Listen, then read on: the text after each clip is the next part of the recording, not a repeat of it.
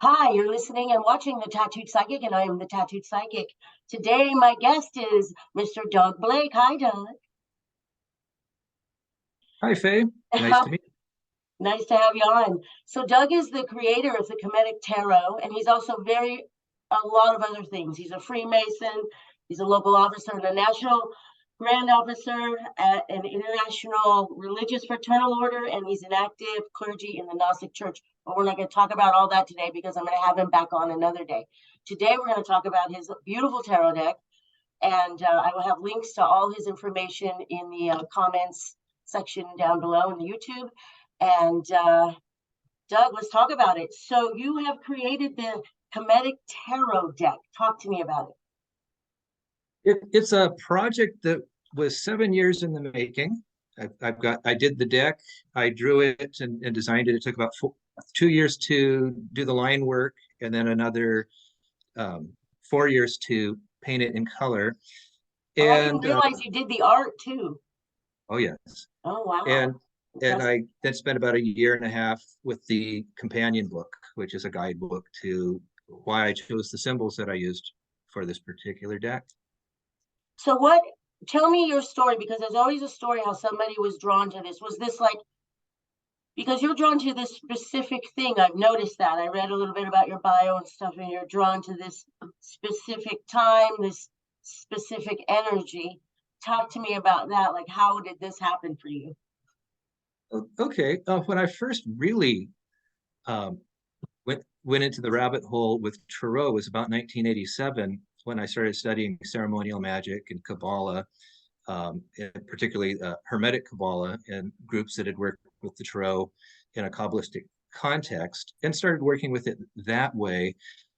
And I loved it, but I found that there were a lot of beautiful decks out there, and a lot of them that worked well with some of the particular studies I was doing. But I felt that there were always some parts of them that didn't connect wholeheartedly with me. And I had always had a strong urge to create my own, and knew it would be a huge undertaking. I had colored a black and white deck in one of the groups I was a member of, where they had the line outlines, and I found that coloring them really forged a strong connection with them. But I still felt a call to do my own artwork and have a deeper connection that way, really imprinting it on the psyche. And I also felt a need to pick the symbolism, and where the Kemetic or ancient Egyptian artwork and iconography comes into it is I've always felt a very strong attraction to that, and wondered what that attraction was. Was it purely aesthetic? And I came to the conclusion that it was due to a certain purity in the archetypes, these universal symbols that are transcendental, that speak to the psyche of our species, really. Right. And I'd had a feeling since about 2005 or so, I should really do a Kemetic and Egyptian deck, but I felt inhibited to do so at that time. I felt I needed to study more, and didn't know if I could have executed the artwork consistently enough, because Egyptian history spans over 3,000 years. And though they were very canonical about their artwork, there are different time periods where you can, and a lot of times Egyptologists, archaeologists will date things based on the appearance of the artwork. They can see that, if there aren't things in the inscriptions dating it to a particular year of a reign of a particular king, they can identify it by the artistic style. But after I traveled to Egypt to do some research, I had seen enough firsthand to either have photos myself or sketches that I made, or know where things were, where I could look up once I got back, that I did feel finally that I could do the artwork myself and make it look consistent. And started work on that in 2015, and finished it up fairly recently. It's amazing. It's beautiful. I looked at it online, and it is very beautiful. And I'm very impressed by it. So talk to me, so when you say that, because I like to get to know people, I'm a spiritualist, and I'm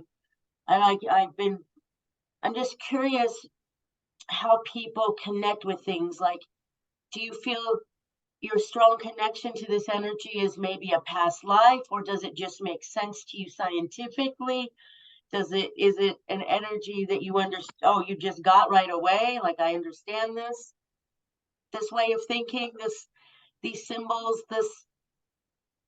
these deities, these energies. You know what I'm talking about? The Egyptian gods and goddesses and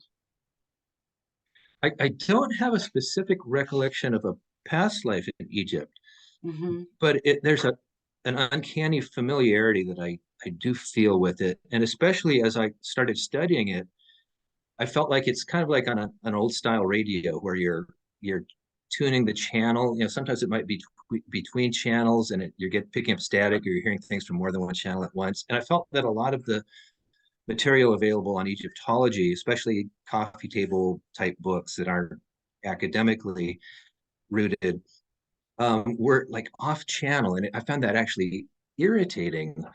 And and when I was a kid, sometimes I was very interested in mythology. I'd look at the Greek me too. pantheon, I was pantheon. really drawn to that. Yeah.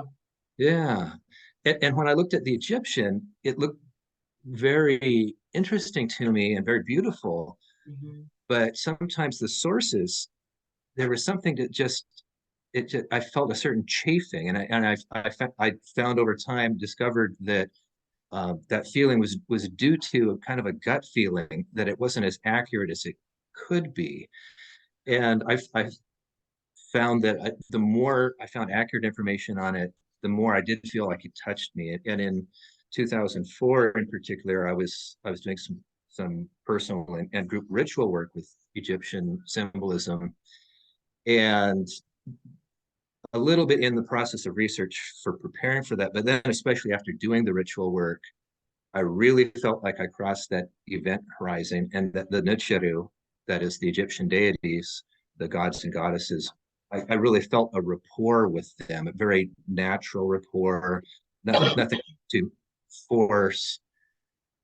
And I just felt like it was really beautiful. And I felt like it was an open door. I felt very welcomed by them. And part of the reason why I felt that tarot would be a wonderful medium to further expand that is that when you see a depiction of an Egyptian deity, whether it's a god or a goddess, often you can tell who they are by certain symbols they have, whether it's their headdress or things they're holding, but you can always clearly identify it by the hieroglyphic inscription. And quite often, if they're speaking to people at the temple it's inscribed at, or if it's in the papyrus of the Book of the Dead for the person that it was assigned to, often it will say in Egyptian, Jed Nedu an Auset, or Jed Nedu an Ausir, or whatever the name of the deity is, which means words spoken by Isis, or words spoken by Osiris, or whatever deity it is. And then it proceeds with more of a text. And so something that I've done with the cards is that I don't use any written captions, like no titles like priestess or hierophant or anything like that, but to identify them in the cards, the hieroglyphics that are in inscriptions, the hieroglyphs say Jed Nedu, and this one in particular is Isis, or in Egyptian Auset. So it says Jed Medu an Auset, but it leaves it open so she can speak to you. What you need to hear, what she can do, can come through. And so it's really a wonderful medium in general, tarot. And my aim in working with this deck, creating it, is firstly, so I could use this medium in a way so I can enhance my rapport with these deities, which I feel very touched by. Right. And also since I went to the trouble of creating it, if other people are interested, they can avail themselves of it too. And especially since I don't put labels or numbers on the cards, having the guidebook explains who they are, gives a little bit of history too, to help contextualize the roles that the deities played in ancient Egypt.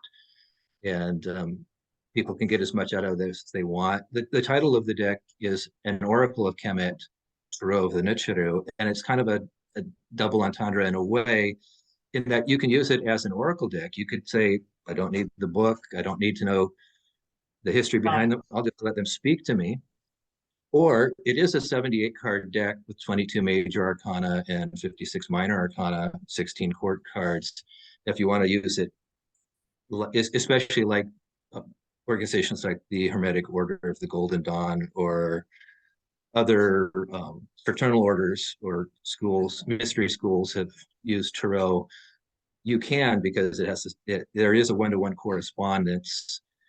And one little secret, not big secret, that I did was when I did the shadow and highlighting and painting them, is I made the lighting coming from the direction where, if you put them on the Kabbalistic tree of life, even though Qabalah is an Egyptian, if you do work with Qabalah and you like Egyptian iconography, Right. you can see that they're in the positions on the model, the glyph, the tree of life, uh, as though the light from Keter, from the ultimate divine Godhead, is coming down onto them. I love this. I love that. And I was really impressed by your deck. I was looking at it and I hadn't seen a deck like that before, to be honest. And now that you've explained it, it makes more sense. Because I didn't see the typical symbols that you see on a typical tarot deck. I personally don't use the tarot deck very often. It's a funny story, really. I was trying to do some readings in Seattle years and years ago, and the person kept refusing me because I didn't read tarot, and I said I don't need the tarot. I'm a psychic. I read energy, and long story short, I can throw a tarot deck on the table. I mean, that's no problem. So that's what I did.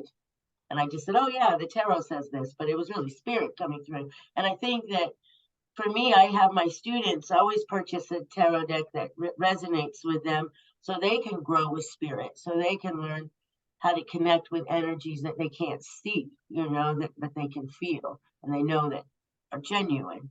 And so they can understand energy more, because I work a lot with energy. That's why I'm asking you how your energy felt. And I want to ask you too, when you're designing this deck and you're doing this artwork and you're creating these symbols for each card, do you feel a sense that maybe a higher power, a higher energy is working with you? Or are you more of a, this is all me? I would say it's a little bit of both. And amongst some friends, and something that I borrowed from another author, actually, is the term unverified personal gnosis. And he used that to refer to when spirit speaks to you, and it may be something very meaningful to you, but it may be more subjective than objective. And Right. so I don't want to go into too much, because I don't want to impose my spirituality on anyone else. But to answer your questions, since you asked it, I did feel quite a bit of guidance, to be honest. Yeah. And on the cover of the book, I have two Egyptian deities. Right. We have Jehuti and Seshat, or Tahuti Thoth, and I don't know that people call Seshat by any other names, but they're both very very inspirational to me, and two of the deities that I do feel I have a rapport with, and where they really come into it is they're both about learning and communication and writing. Um, Both of them, when you find them in temples or on papyri, you see them writing and you hear things said about them. Seshat, the goddess in the picture, at any in every temple that you go to in Egypt, you'll find that there's a depiction of her helping the king lay the cornerstone of that temple, and using architectural and landscaping tools to do that. And that was one of her Wow. functions. But back to your main question, I did feel there was some guidance, and even a push, like, Doug, this is the time to do this now. We got your back and we're behind you on this. I So love that though, because I've been getting that feeling myself as of late, too. And may I share a dream with you? And the reason I want to share this with you is because I was wondering if you could clear this up, because you have all this knowledge with Egyptian things. Um, a few years ago, I was leaving my body in a dream. Mhm. And I don't know, I call it astral travel. They often do, and I don't really call it a dream because I'm very aware of what's going on. And I get very excited about this whenever it happens because it happens at random. And when it does, I feel like I'm going home. You know, it's just this joyous feeling. I'm so excited to see where they're going to take me.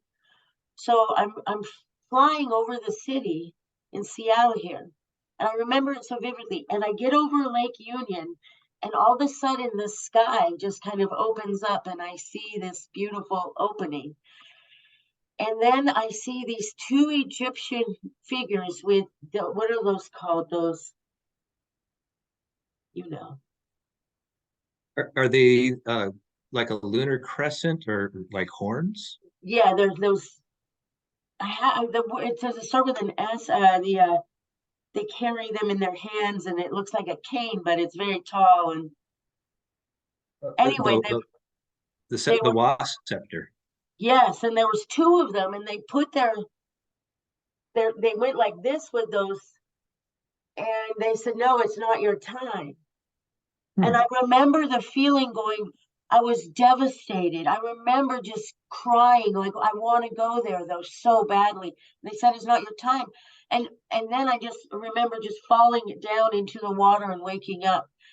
But usually on those journeys, and you can ask many people who have these journeys, out of body experiences, they're there to teach you something. They're guiding you to a lesson, whatever it is. But my question was, after that, I started wondering who were those? Because I was very clear they were Egyptian. There was no doubt in my mind. But were they the guardians of the afterlife? Do they have such a thing in this? Really? There are. In fact, I have a YouTube channel where I have a few videos up, but one of them is a series of four where I've taken the Egyptian Amduat, or which is the Duat is their afterlife, but they equated the afterlife with where our consciousness goes while we're asleep, where the sun goes at night when we don't see the sun, um, where we go between when we're alive and when we're not. But they usually divide it into 12 sections or 12 hours, and there are gates at each of those separate hours or separate sections. And in the videos that I put up in four sections, they're 3 hours each. Fortunately, as I'm reading the descriptions of them, it doesn't take an hour to go through each. It only takes about 4 hours. But yeah, that is something consistent in things like the Egyptian book of going forth by day that people call the Book of the Dead, books like the Amduat or the Book of the Hidden Chamber, all over Egyptian religion and magic. They have these guardians, and you can develop a rapport with them. And some of their books and texts inscribed on temple walls or tomb walls describe the rapport, what you would want to say when you encounter them. And that's what like the Book of the Dead is, why somebody would be buried with a papyrus scroll. They're instructions, and you can prepare yourself while you're alive with familiarity with them, or perhaps if you've got it rolled up in your coffin with you, maybe that could help you out as well, or remind you, hey, I learned this when I was alive. I need to use it now because I'm in a different state. My consciousness isn't rooted in my physical brain anymore. So, but in answer to your question, yes, there definitely are guardians to different gates to different realms in Egyptian iconography and Egyptian religion and magic. Interesting, because I never had really. I'm I've studied more of the Druids and more, those afterlife and spirits and things, and never. So I was kind of interested onto why the Egyptian symbolism was there for me. But then, ironically, after that, a friend gave me a book on Egyptian magic, which I thought was interesting. I was like, well, there's something to this. But anyway, that's interesting. So, in your tarot deck, do you have these symbols? Yes, in fact, the suite of or the suit of wands are those wasp scepters that you were talking about. They Yes, look like yes, kind that's of what like a cane. And I thought it was interesting in your astral projection experience that you had, where there were two of them, and they each had those scepters, and they crossed them. It made me think of in my deck for the two of wands, two of scepters. I'll see if I can pull it Oh, up wow. really quickly. Interesting. Um, it is those two Yeah. scepters.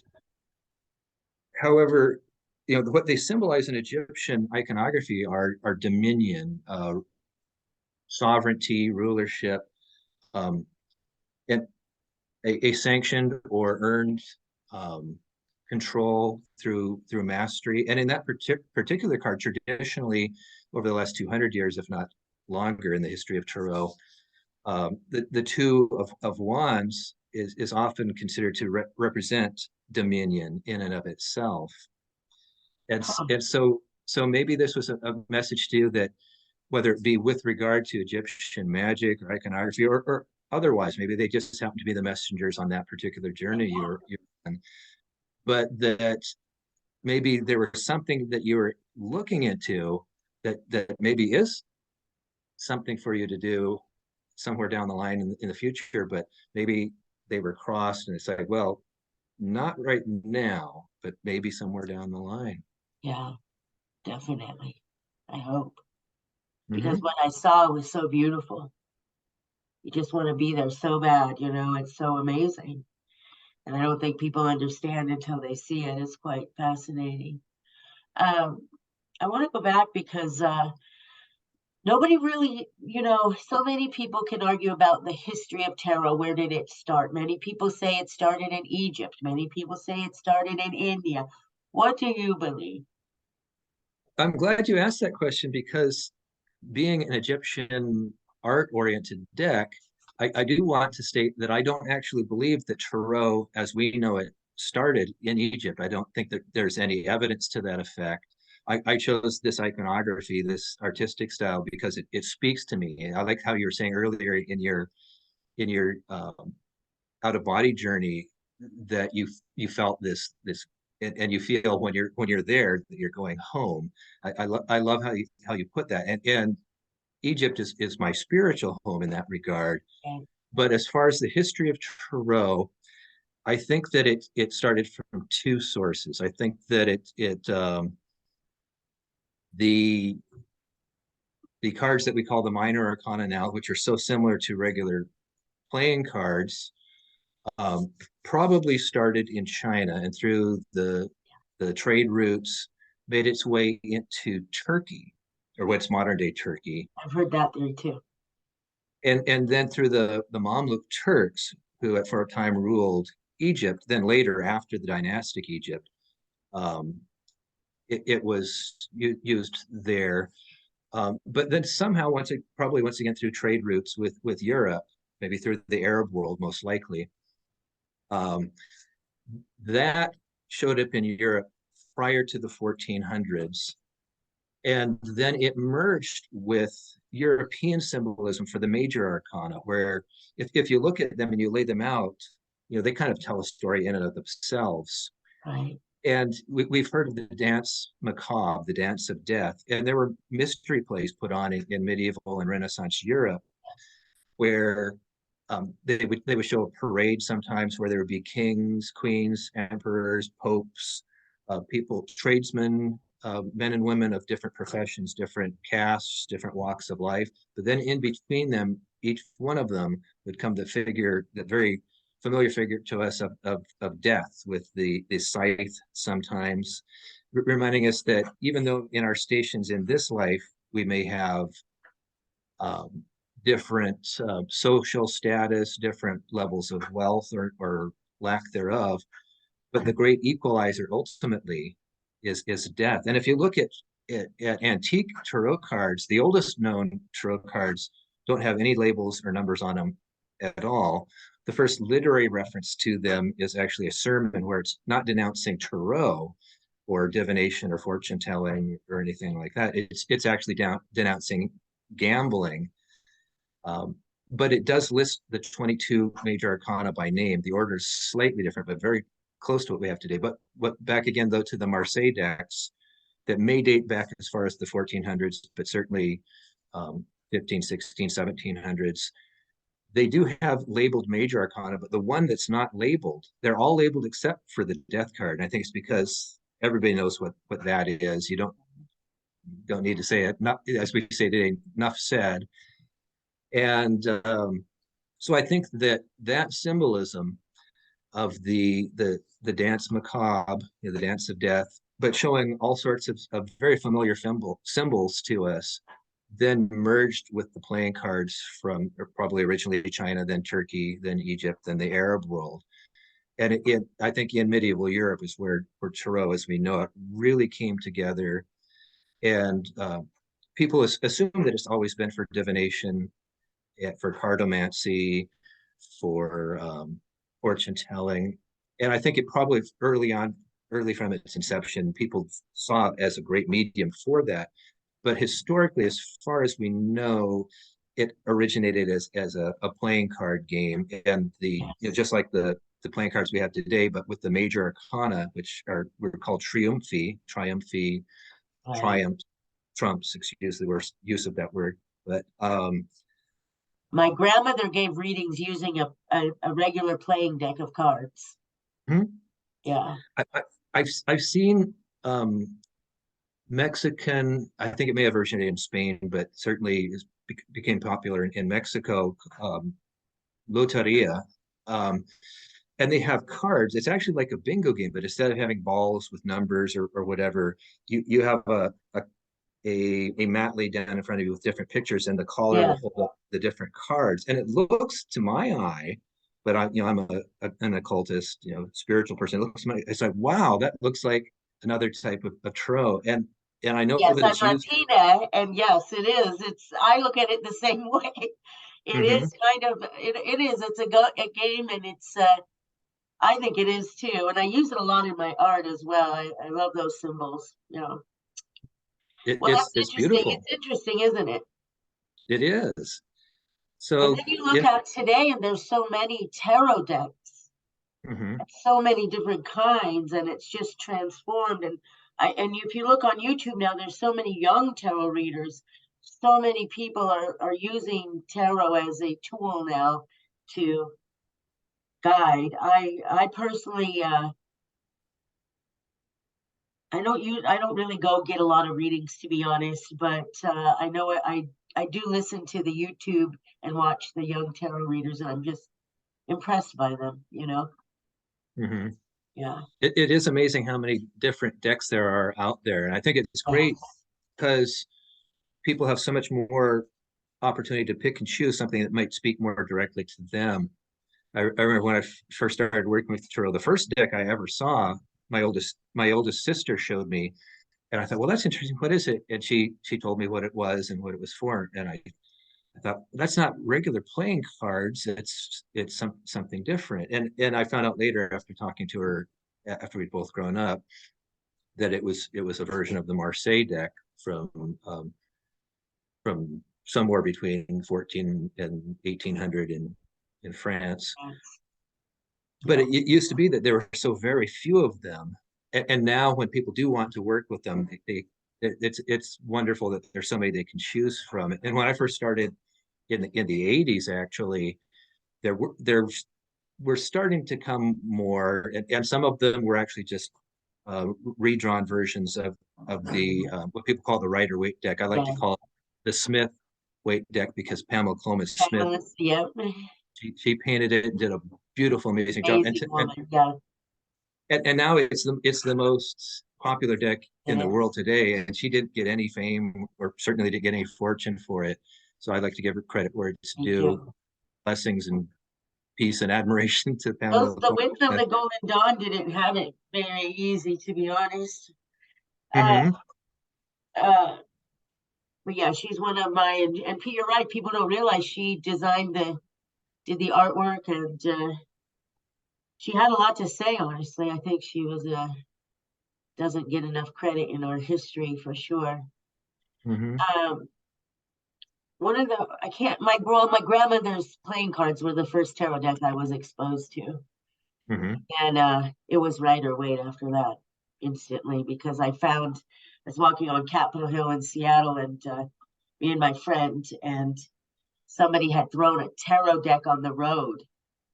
And I was like, oh my God, I just thought they're going to be cursed. Like, you don't do that, you know? I was just, it was so many years ago. And because my grandmother was such a superstitious Latvian, you know, she from the old country, if a knife dropped, oh, a man is coming, you know?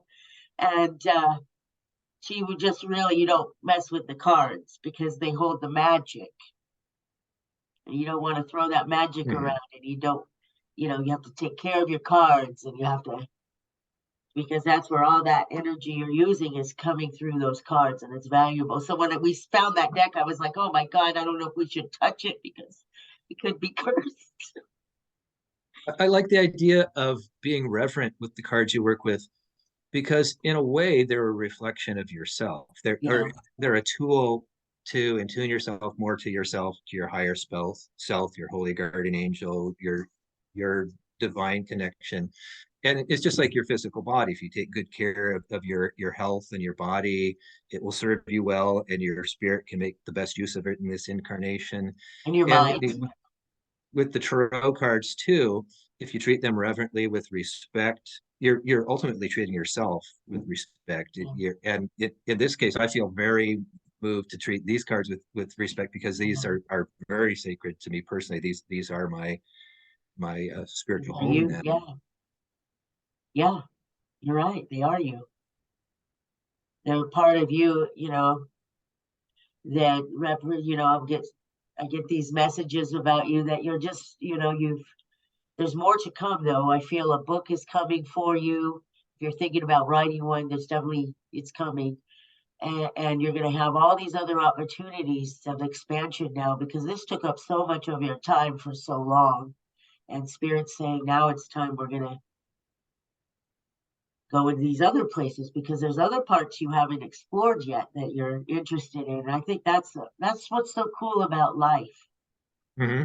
that no matter how old we get or what happens to us, we have the ability to change anything at any moment. And we have to self-discipline. I know that this work takes a lot of self-discipline, but also just be like a little kid and curious. What else can I do? Yeah. Yeah. Ask and you shall receive. Exactly. And I've been playing that game lately. But the tarot, and what I think people use it for mainly, is for that, right? To just, sometimes it's just to verify what they were feeling, right? Just to say, oh man, that's exactly what I thought. Mm-hmm. Yeah. And that's what we mean by we're connected to that deck. That's why you respect it. Yes. Yes. So I'm just curious, was your family into this? Did you grow up with tarot readings like I did, or no? No, not at all. The closest to that was, as I had mentioned, um, when I was very young, I was still in elementary school. My oldest sister, who was 7 years older than I, uh, brought one home, and she was motivated to get it because she was reading a science fiction novel. Delaney, I believe, was the author. It was called, what was it now? I think it was called Nova, but it was set in the 32nd century, where there was a lot of people were cybernetic organisms, but they still used tarot to make decisions and to learn about themselves. And so she was very intrigued by that, and she bought it. But my family was actually very strict religious in other ways, and so that was actually a taboo. We weren't supposed to look at astrology or anything like that. And I was very intrigued by that, not because it was a taboo, but my sense was that people use media like astrology and tarot or other systems like that as a conduit, or as a medium for their own abilities. I mean, I think most humans will agree that we do have sensibilities and senses beyond the five physical Right. senses. It's just like, we can train ourselves not to feel a mosquito biting, or train ourselves not to listen to a person that we don't want to hear, that sort of thing. And sadly, I think we can also train ourselves not to listen to our own intuition, our own I inner agree. Yep. voices. And I look at media like the Tarot as ways to turn that around and make the best of who we are. And rather than suppressing it, I think that we can open so many doors and live happier, more productive lives with whatever tools we can utilize that way. And so I didn't have it in growing up, but I felt called to explore this sort of thing. As I mentioned, I'd come from a particular strict religious background. And so when a friend introduced me to Qabalah, I was able to segue into metaphysics with some things that were familiar with familiarity with Judeo-Christendom, but look into the mystical and open that side up to me and feel wholesome about it, feel that I wasn't doing it to be rebellious or to because it was a taboo, and not to, and also not feel guilty about it by stepping into something I'd been cautioned about getting into, but something that I felt like, okay, this this has some similarities with the spirituality of the strict religious upbringing I had, but I can open my mind, I can broaden my horizons, and then and see where it takes me and see what is suitable to me. Because I think that's so important to all human beings, is most importantly, is to be able to be yourself and not have other people impose their expectations, their societal roles, or anything like that on Did you. it Oscar, was it Oscar Wilde who said, be yourself, everyone else is already taken? Yeah, I like that. Yeah, I mean, and it's true. That's funny you mentioned that because I was actually thinking that this morning. Faye, just be yourself because Mm-hmm. everyone else is already taken. It's like you're right. I've got to remind myself sometimes. But yeah, and I use different mediums of spirit to also just help me stay grounded here on Earth too, because and the tarot helps me stay grounded. To be honest, keeps me grounded here because it's right there in front of me, and I'm like, oh, okay, I can see this. It's a real thing, and it's just reminding me that I am protected here, and I Mm-hmm. think that we all need that help. And so I think tarot actually helps a lot of people. I You know, think so. yeah. And you're right though about the religious thing. I've had people tell me that it was devil's work and all of that, which is funny to me, but at the same time, I understand it too. It's what they Mm-hmm. and everyone has the right to believe whatever they choose. Who am I to say? And so I want to talk about the name of the deck because you mentioned earlier that it means the Black Land. What does that mean, like the Black Land? What is that place? Well, the word Kemet, as in the name of the deck, the Oracle of Kemet, uh, Kemet means the Black Land, and where that comes from is that the Nile would overflow its banks every year. It doesn't anymore because of the high Aswan Dam, but for thousands of years it did, and that was actually a good thing because the alluvial soil was washed ashore, and people would farm with it. It was very fertile, and if you go to Egypt today, still. Um, there's people say that Egypt is the gift of the Nile, and really why that is that the Nile is the lifeblood of the country. Both the fertile alluvial soil washes up, and you can plant in it. It's very fertile, but it's it is to nowadays, except for when you're in an oasis or near the Nile, it is a desert, and so the Nile's the lifeblood for so many ways, but the soil is black where it's fertile, and it's red where it's desert. So there's Oh, the black land, and Ausir, or Osiris, as we're used to hearing, is the lord of the black land. And so quite often he's depicted with black skin or some kind of turquoise skin, but right. often black. And it's because it's fertile.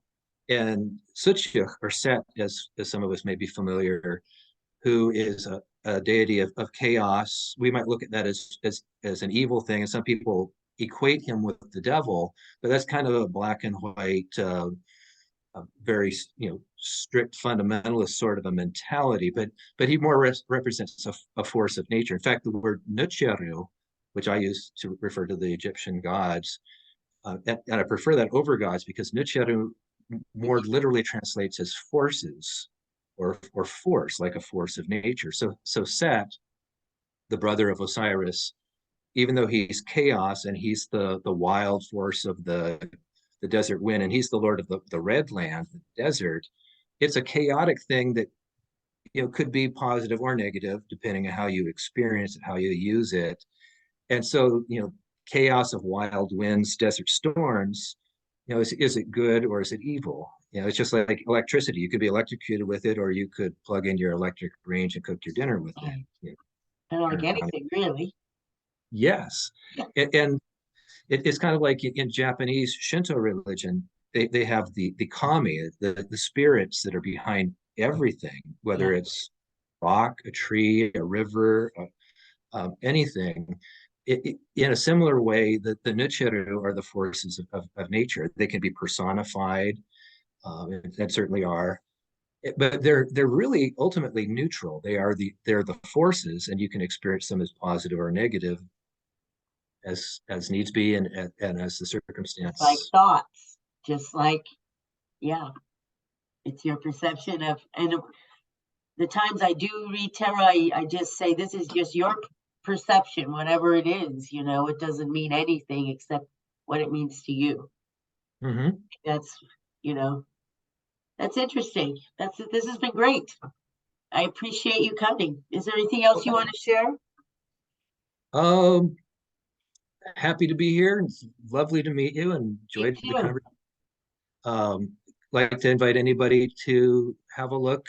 I know that you're going to put up the links to where the deck is available. I'm sad to say the deck and the accompanying companion book don't literally accompany each other as far as where you can purchase them. The deck is available through one source, and the book is available through three different sources. But as far as self-publishing goes, that's the way it worked out for me. So Right. um, happy to talk to anybody directly via email or other media if they want to connect, network, talk about the deck, talk about Egyptology, Qabalah, fun stuff like that. Do you teach workshops or classes? That's something maybe would be interesting, huh? I've done workshops and classes periodically for different purposes for different groups. Presently, the only one that I'm doing on a regular basis is there is a local branch of a fraternal society, OTO, Vortex Oasis, which is based in Tacoma, and and this group has in-person and online activities, lots more online since the COVID pandemic. But one that I've been doing online for this group is every fourth Sunday of the month. I do an online tarot study group, but we're not using this deck. We're using the Thoth tarot as Oh, painted by Frida Harris as designed by Aleister Crowley. So presently the only regular reoccurring workshop that I do or study group discussion group is the Thoth Tarot study group for Vortex Oasis. But every now and then I might do others through other groups or maybe independently, just kind of playing that by ear these days. right. Yeah, I am too, actually. I think a lot of people right now are regrouping and recreating now that the past few years are over and Mm-hmm. we feel this shift. I don't know about you, but many people in tune with things are feeling a big shift and awakening happening, and it's really cool. And I really feel like your new adventure with this tarot deck is going to help a lot of people too, and I think that's great. And if you do teach a workshop, that would be awesome. If you ever decide to Okay. teach one on your tarot deck, Sure. yeah, Uh, that may be in the works coming up soon. I can yeah. keep you posted on that if you like. All right, cool. But I want to have you back on as a guest because you are an interesting man. I mean, you have so much knowledge, and I could really pick your brain about other things besides the tarot. But so we will definitely have you back. I would And be happy to do so. all right. Well, thank you so much. And let me see. And so I will have a link to Doug Blake's tarot deck, his YouTube channel, and how you can purchase his tarot deck if you are interested in doing that. I encourage you to do so. He is a local Washington State artist, so if you live in Washington, support local art. It is important. We have to support one another. And I hope you all be the love you want to see in the world. And thanks for watching The Tattooed Psychic.